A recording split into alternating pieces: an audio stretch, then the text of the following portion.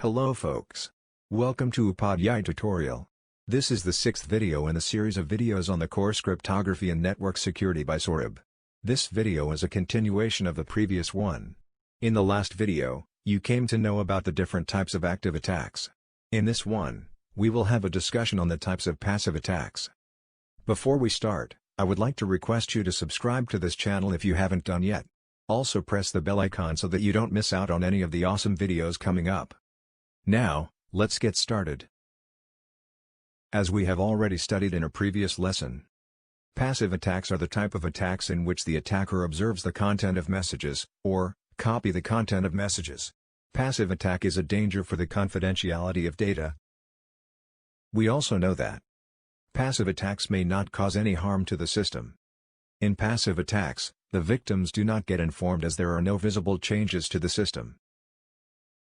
There are two types of passive attacks: release of message content and traffic analysis. We will learn each of these in detail. Here we go.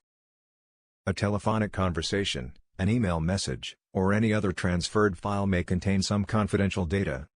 In this type of attack, that is, release of message content, a passive attacker monitors the contents of the transmitted data, thereby endangering the confidentiality of data. Let's move on to the next type of passive attack. During a traffic analysis attack, the eavesdropper analyzes the traffic, determines the location, identifies communicating hosts and observes the frequency and length of exchanged messages. He uses all this information to predict the nature of communication. All incoming and outgoing traffic of the network is analyzed, but not altered. I hope this is clear to you. I hope this topic is clear to you. Feel free to ask me if you have any question. Like this video and share it among your friends, family and relatives. Subscribe to this channel if you haven't done yet and hit the bell button so that you don't miss any one of the awesome videos coming up.